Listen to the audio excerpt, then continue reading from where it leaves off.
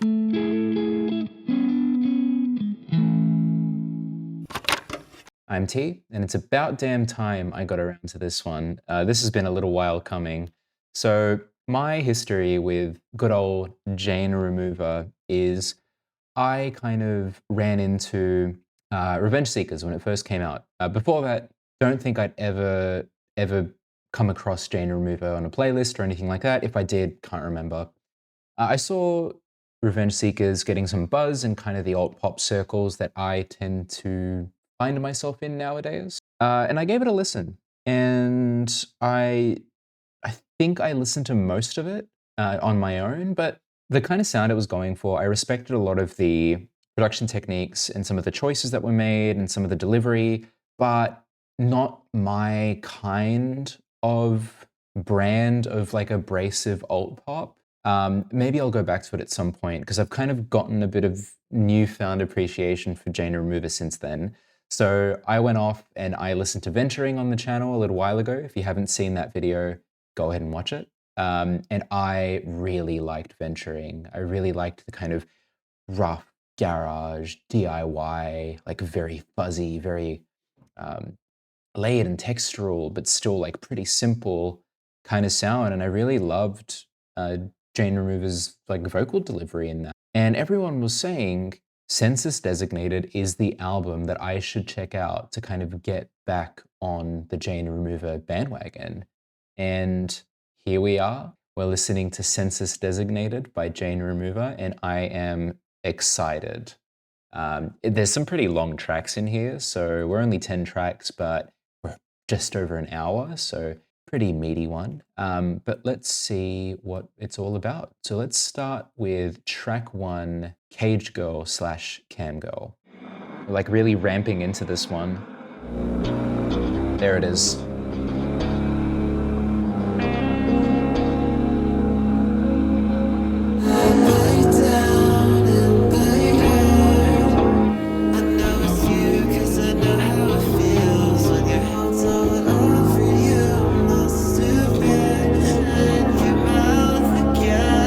Okay.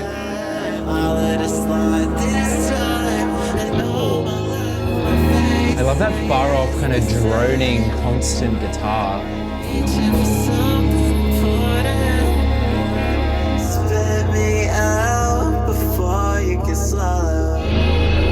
I love that we didn't have like a beat drop there. It just swelled and then expanded. I really like how we got the lead in to the album as this track that was like, it was mellow, but it built up and it introduced us to some of the elements that I'm assuming will continue on through the rest of the album, but it didn't really like need to slam in a beat or anything. It just kind of, it set the scene, it set the table for us, if we're using the food analogy, which was kind of touched on throughout the track, and allowed us to place a place to sit to enjoy the rest of the evening. I really liked how we've got the guitars. We've got the guitars from Venturing here, and this is, I guess this is where they came from, right? At least, you know, they started in this way, and then they progressed to what Jane was going for in the Venturing sound, but this is kind of the project that preceded it. We get a very kind of direct, connected guitar, like a DI, right into the mixer. It's very like percussive, it's very raw, but still unmistakably electric. And then that kind of carries through as the riff throughout the song, but then we get little kind of swells and we get this far away droning guitar that I noticed. I don't know if it's just like a really kind of sustained single note or if it's like a tremolo pick high up on the fretboard, but yeah, I just really like the ambient kind of expanse that we got here, and I really liked the narrow instrumentation, but the unmistakably Jane Remover vocal delivery and lyricism. And speaking of lyricism, there's a few things going on here, and as I was listening, I was kind of taking in the lyrics, and it started at first as what I thought to be a song about affection, like in a relationship maybe. But as that kept going, and we kind of went through admiration as another core emotion, I got more the sense that this is a very kind of familiar crush, like a friend or just like a peer or something, because there's a lot of, I wish I could be more than we are. I'm starving in your house, shoveling fake deep lines from that guy you like. There's like a realization that, I'm not who you actually want, but I'm going to try my damn hardest. And that's soul crushing. But then as we go through, and we kept the analogy, obviously, I'm starving in your house, but we had other lines around, I'm in your mouth again. I bite down and bite hard, like, consuming food. And then eventually we had, I break the plate. And I felt like we got a situation towards the end where we were kind of looking in the mirror and looking at ourselves and looking at the situation and just kind of assessing it from a more objective place and just kind of realizing a little bit that this isn't great for us and that we shouldn't be doing this. We shouldn't be grasping so much to be with this person. But it's a complex emotion. Like I didn't get a sense of necessarily closure there because I don't think that's the expression that's being portrayed. All right, let's see what happens in Lips, track 2. Go on acoustic for this one. I like the layered vocals here. They make it seem a little lighter than the previous track. It's an interesting change, interesting chord change there. It's like dissonant, but it kind of makes it work and it's unique. I get a sense of like unsettling kind of undertones here.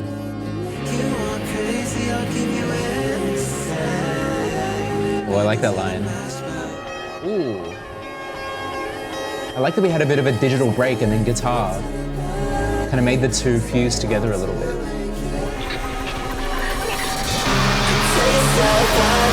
So chaotic.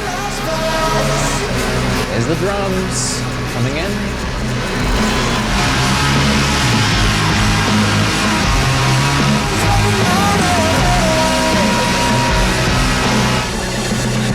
We're completely out of time.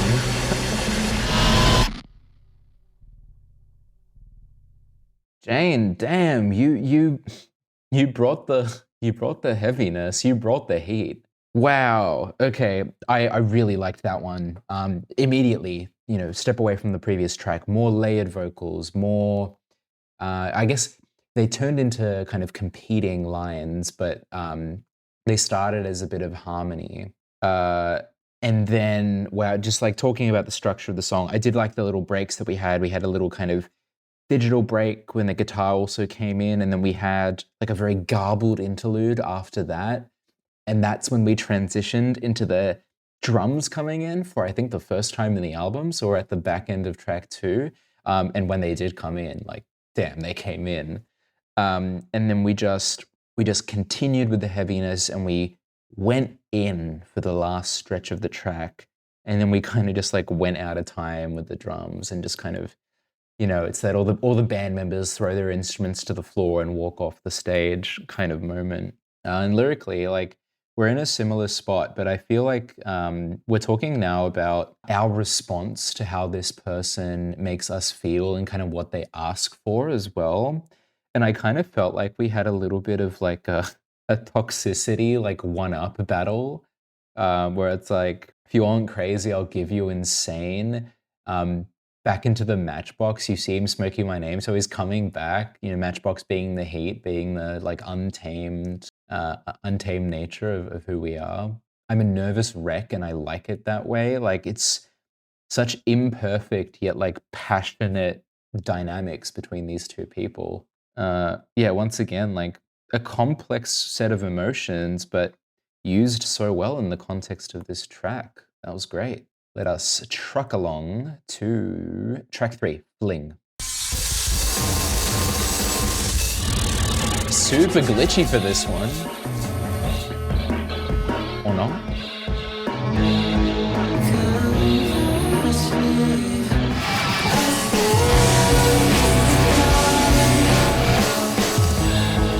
I like the laser sounds here and there. Arm candy, take a bite. Nice.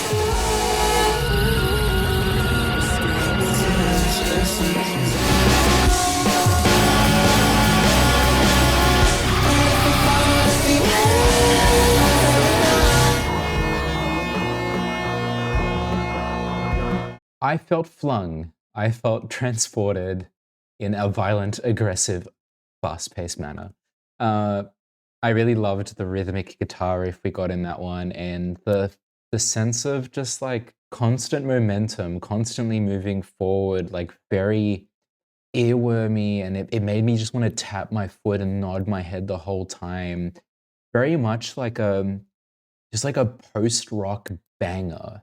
At the start, I was kind of like, this riff kind of sounds a bit like The Pillows, if anyone's into, classic Japanese rock, but then we progressed way past that. And we also got some like interesting laser sounds weaved in between some of the different moments in the track, which I mean, it's very Jane Remover. Like you can do this. You have the permission to do this. And then I also really liked towards the end, we had a bit where there was kind of like two competing vocal lines that were just going back and forth and like overlapping with each other. And then we had the feedback kind of come in as the third one. And it all just like crescendoed into like a beautiful mess. That was fantastic. That was fantastic. And we're kind of once again exploring similar themes, but in this track I'm kind of getting more of like a I will take the fall maybe. And like he doesn't know how troubled I am. And like he reminisces about the past, but I cannot do that because of shit that's happened. So it's an interesting like ignorance is bliss, seeing that someone else is so naive, but like letting him kind of proceed in that way. I could be off, but that's kind of the vibe that I got from that one. Great track. Let's do number 4, Holding a Leech.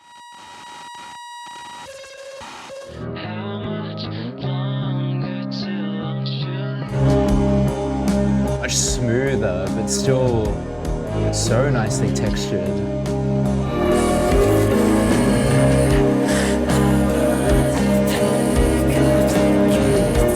Oh, don't be too weak to pick up the guitar. You gotta keep it in hand.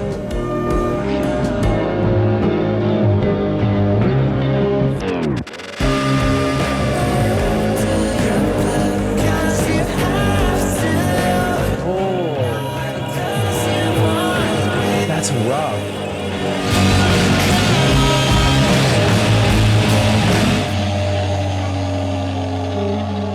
Fuck, that one felt heavy. I think I got blindsided at the start into thinking that it was going to be a smoother track because it started smoother, but we went places. I once again, like Jane is so good at painting a complex, dirty, everyone's at fault. No one is good in this scenario, but every emotion felt is so real type of dynamic. There's like I'm in my element. I'm this kind of person. I'm maybe the kind of person where I'll give off a certain vibe and then I'll get to the point where I'll break down and I'll have a real like I love you, sick and hysterics on the floor moment because of how far I've fallen for you. But on the other side, maybe it's due to the fault of the other person kind of not really understanding what's going on. They see it as a fault, right? They see it as, you fucked up because you let your emotions run. And we're sitting there apologizing for something that was true and real and like made to feel ashamed for it, but we give into that because we need to stay in this relationship. And that one lyric, well, there's a couple lyrics, too weak to pick up the guitar, made me I run but I can't go far prior to that line.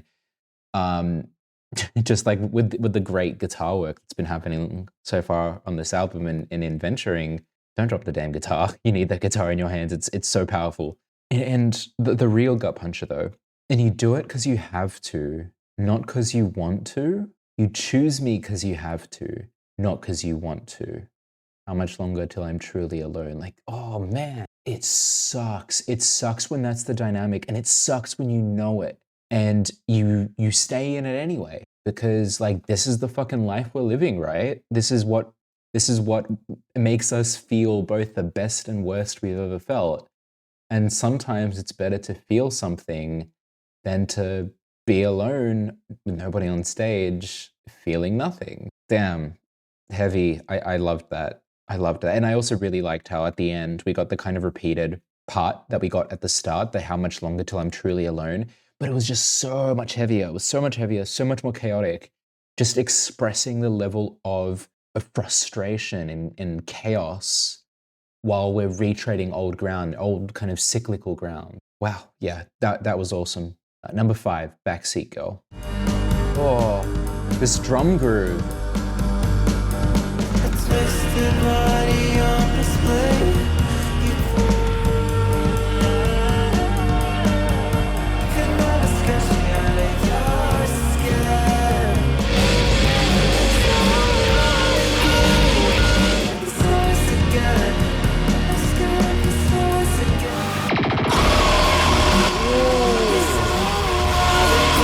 Laser beams into the heaviness. Oh, I love that use of feedback. When you least expect it, it just comes in and takes you somewhere. Quit wasting your time looking for some peace locked in the car. Pictures of I can't help but The low and the high voice in harmony. Okay, so we're standing now, and those of you who are keen-eyed will peep the Paranol record in the background. Wow, Backseat Girl. Okay, there was some interesting stuff going on here. I was kind of trying to understand what was going on with like the I scrape the sides again, because obviously we revisit that line kind of with the kind of scratches on the side of his face, left cuts on the side of your face with the rest of me. I was kind of wondering what that was. And what I got was we kind of started in a little bit of a like I'm at my lowest and like watch what happens when I am a piece of shit, when I'm allowed or when I let myself be at such a low state that I can be manipulative, make you fall for me. Like you could never scratch me out of your skin. The queen plays her cards right, but I always win. But then I was wondering, especially with the queen plays her cards right, like it sounds like there's another person here, and there was like a husband line towards the end. So I was like, are we homewrecking? Are we doing that? Are we doing that, Jane? Yeah, but I'm actually not too sure because I'm getting like a few different things, and I think this is one that might need a couple more listens for me to kind of really understand what's going on storytelling wise. But musically, just some of the great stuff that we're getting throughout the whole album is back here again. I really like the drum groove at the start, and I feel like we got the crazy feedback into the heaviness, but then we also kind of pulled back a little bit and got a little bit more, like, dare I say, contemplative towards the end, and almost like confessional a little bit. Yeah, we got quite a bit on that track. That was a nice track. I enjoyed that one. Number 6, Idling Somewhere. This is a long one, 7 minutes 23. Let's listen.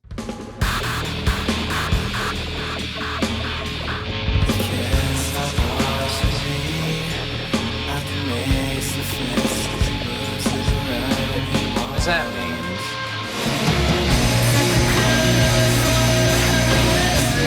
It's a very infectious melody.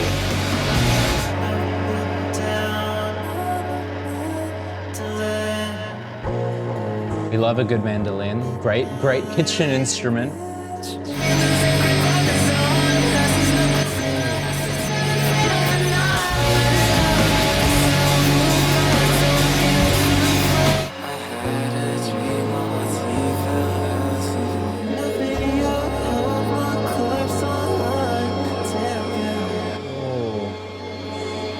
That imagery. That one was also super heavy. I commented there was a catchy melody kind of at the start, like almost a bedroom rocky, bedroom poppy melody, like with a shoegaze kind of post-rock guitar in the background, which was like a nice duality, but like a familiar kind of familiar element with another familiar element that I would kind of have pretty separate from each other. But Wow, as that kept going on, like obviously it got grittier and grittier, and the imagery just got so violent and so dark. I feel like we're talking about, we're reflecting on what this other person has made us become, not only because of their power over us, but also our, I guess, like nature to submit to that. It was like you taught me to eat myself alive. We're talking about like feeling him lose his grip, like and you know making a fist and like feeling pain, implying like physical violence, but also kind of equally implying an emotional kind of pain. And then there was a line about, I'm scared this is all it'll ever be. I really just get such a strong like reflection internally and a strong hurt internally, not only because this situation is our reality, but because we feel trapped and we're almost like in pain at the fact that it's so hard to escape. I was also curious about the line you played Jane, she stares real hard at the hole in your mouth. She sings along, you don't even know who the song's about. I'll have to probably dig a little bit deeper into that to kind of understand what that's conveying, but that was an interesting line. I bet there's quite a bit more there. Wow, like this album, man, this album is heavy, but also so textured and it's so gritty and it's what I need right now. I'm in a bit of a shoegaze post-rock lull, hence I need the support of good old Paranol record in the background to help me. Track 7, Always Have, Always Will.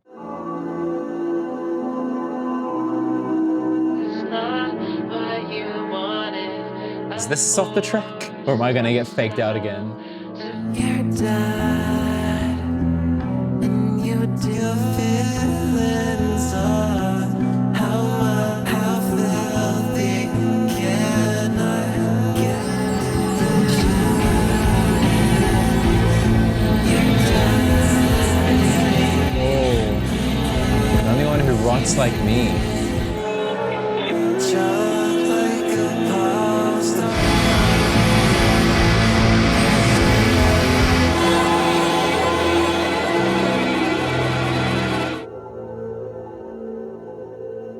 The darkness in this album, as we continue to go through song by song, just keeps building and building, and the imagery is so vivid. This shit is just so real and so heavy. The through line that I get from this one is almost like a codependent kind of decay. Like we're perfect for each other, or at least you're perfect for me, in the worst ways because we share the most distinct, like disgusting, negative qualities, at least in terms of like internal experience and self-worth. Those are like, I envy how much you hate your life. Like I'm on the kind of the hedonic treadmill if it was depression, right? And self-loathing. Like that's I've I've been there actually. That's like you think there's rock bottom and then there's this. There's rock bottom and then there's racing to get even further down. And it's even worse when there's someone else there who you're doing it with and potentially you're doing it for. Yeah, that funnily enough hit home, and I wasn't kind of ready to unpack that. How filthy can I get before you rip me off your chest or out of your chest? Almost like making a game out of becoming so unwantable that this person will finally give in, and like almost wondering where that line is. The only one who rots like me, man. And then also like the repetition of you do it again and it kind of comes back throughout the song. Like this not only is such a obviously negative experience, but it's cyclical, which means that it just keeps happening and happening and happening and potentially getting worse and snowballing and building. Like I'd say it's hopeless, but there's almost some hope in the level of descent that there's left to take. Wow. Jane, you're killing me.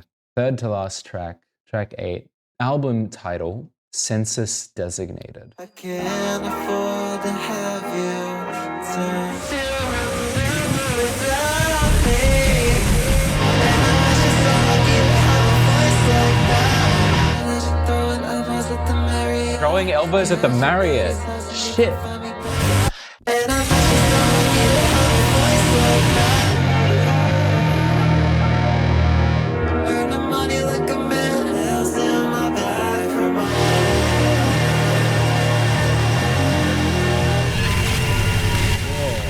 It's like distorted voices.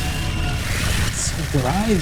Ugh. That was interesting because I felt like we went to a different place and we were talking about something a bit different. And I wasn't sure, so I looked it up on Genius, and I think a lot of the annotations on this kind of genre and this kind of like more alternative indie music on Genius are pretty unreliable. But I got a bit of an idea, so I'm getting like some exploitation, maybe from like a record label, because we talk about lies, we talk about promises, which is something that we hear a lot about record labels constantly breaking and selling the dream and delivering a nightmare. You hold me like 50,000 bills in your hand as well. Like all I am is money to you, right? A couple of lines that I thought were interesting. You stroke my cheek and tell me not yet, like you always have. After Jane says, I can't afford to have you turn your back, not now. So like there's almost a ticking time bomb. And I'm almost like taking that in two ways. One is the relationship example where it's like you ask if this is gonna last, and they don't say no, but they don't say yes either. And they almost kind of put like a watch this space on your relationship. And then if you take the record label angle of it, it's, I know you're going to let me down. And I know you're going to turn your back. When are you going to do it? And they say not yet. But it's always there. It's always looming.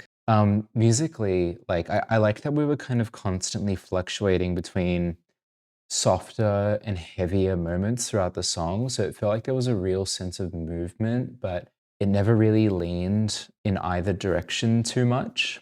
And then towards the end, we had some like very weird distorted vocals that came in, and then as they kept going through, it kept getting more distorted and it kept getting more like bit crushed and grimy, to the point where towards the end it almost just kind of degraded into illegible kind of mess. And that just kind of went on perfectly with how heavy the imagery in the song was. I say heavy so much in this album. This is a heavy and vivid album. We're getting towards the end. So next up is the longest track in the album, Video, at 8 minutes and 42, second to last. It's a way to start a track, I guess.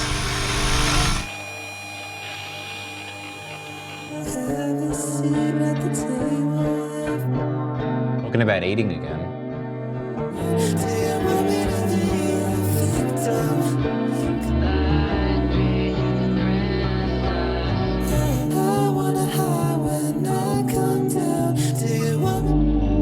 So mellow, but I can feel something building very slowly. All I want you to do is chase me in the video. That's what we were building to this whole time.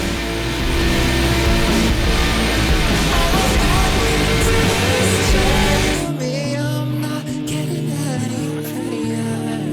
Did you see me in the video? Well, I said that was a very explosive start because the start of the song sounded a bit like a car crash. But we took that and we kind of reset after that and got quite mellow and smooth, and just had an arpeggiated guitar and had a pretty like sincere vocal just kind of guiding us through the experience of this video, right? Seeing yourself in the video, seeing us in the video, and those alluding to some less safe for work video content as well. I was kind of just getting a lot of kind of looking from the outside in and contemplating and reflecting, but in a way that wasn't quite like the wallowing that we were doing, like the really kind of festering in the negativity. I felt like this one was still pointing out certain less than ideal things. It felt a little bit more positive. I get the feeling that Jane's talking about how she's acknowledging the way that she feels about this person, but she's also feeling quite tired of the game that's kind of being played and the way that she's performing. And I guess using the person in the video as like looking back on memories or looking back on situations and still acknowledging that it was you, but having like a more objective take on them. Tired of trying to make you change your mind, tired of pretending somebody else, and then after that, somebody else could make me feel like I'm nothing. So, like, I wonder if that's kind of realizing that there's more people out there than this one person who, in this case, can make her feel, this negative expression, but like there's more experiences that she could have than just with this one person. Or maybe it could even be her realizing that maybe though in the past she's been the one that's made herself feel like nothing, this other person is contributing to that as well, or is giving her that same, if not worse, effect. And we got some lines in there that were kind of calling back to some previous tracks. Like I could hear "Ugly When I Cry" being repeated a couple of times in the background, and I feel like that was referencing an earlier track in the album that I've now kind of forgotten exactly which one it is. But yeah, I could see why that one was so long because it really gave us the time to sit and reflect on the thoughts that Jane's having in this album and the experiences that she's had. And I think using the video as the primary driver for that was clever. I enjoyed that. We're on the final track of this one, Contingency Song. Let's do it.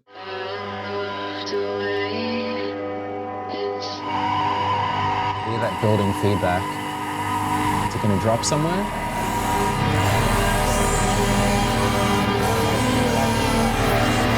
I like the very high volume main vocal and the low volume screaming vocal in the background. Ooh.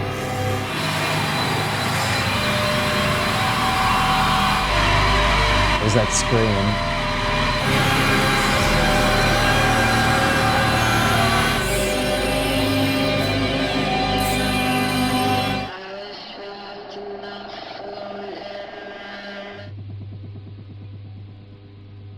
I think that's the ending that we needed to this album. This really felt like basking in the sun and like the light that, clears away all of the uncertainty and all of the dirt and really just taking the time to think and experience and ponder. I like that we start this track with "I Moved Away," and that sets the scene for where we go throughout the rest of the 6 minutes 26 runtime, reflecting on the things that Jane went through and the way that she kind of rationalized them. Now he's just like me, delusional, recognizing that not only were you delusional, but he's also exhibiting a level of delusion that you maybe weren't seeing like earlier on in the album. And then we follow delusional up with "I said I'm not in love." So just coming to terms with the fact that you were in love, you tried to hide that, you tried to push it away by saying you weren't, when in reality, like, you can't hide it from yourself. There was also a line around, "I can't be taken if I give it away." And like that really just comes across to me as a clear coping mechanism, like convincing yourself that it's okay because you gave it away and you were in control, when in fact it's just you kind of making it less bad or making it seem less bad. And then towards the end, I feel like we get to a stage where we're still hurting a lot and we're coping through it. So there was a thing about, touching myself even though I don't feel it, and then like shoving food in your mouth. And I'm wondering if that's like a combination of coping, but also healing. Like you're experiencing withdrawal, but the fact that you are experiencing the withdrawal means that you're out. So that negativity could in fact be a road to positivity. And then musically, like there's just so many things here, like a nice, slow, not a driving beat, not, crazy distorted guitars or anything like we were getting earlier in the song, but we did have that screaming vocal that was echoing Jane's vocal melody in the background, which then actually came to the foreground towards the end, which I thought was neat because it kind of symbolizes becoming one with or acknowledging your inner turmoil and not necessarily letting it win, but giving it space. And then we slowed down again very heavily towards the end. That was a good resolution to all of the back and forth and all of the chaos and all of the struggle that we had throughout the album. And on that note, I've just heard Census Designated by Jane Remover. And I've said it so many times throughout the album, but that was heavy, and we explored so many like gross and violent and dark themes. But also we accompanied them with just a lot of great instrumentation, heavy drops, fuzzy ambience, more mellow tracks. There was a couple of them, more contemplative mellow tracks. Comparing this to Venturing, I just get a lot more kind of intent and polish and arrangement in this album. And like, I feel like while the Venturing album showed me that Jane is capable of all of this, it was proving a point, it was making a statement, and it was exploring a very kind of distinct experience that Jane's went through or that she wants to tell a story about. And this just also gives me so much more respect and insight into Jane's artistry. And I wonder if that will also kind of paint the elements of Revenge Seekers that I wasn't so into in a different light if I go back to it. Who knows? Food for thought. If you enjoyed this one, please engage. Let me know what you thought. Like the video if you liked it. If you didn't like it, that's okay too. Subscribe if you want to stick around. And if you've got any suggestions, let me know. Otherwise, I'm keeping up with releases that are coming out over the next couple of months. So I'll make sure I take a look at pretty much anything that piques my interest. With that, I'll see you in the next one.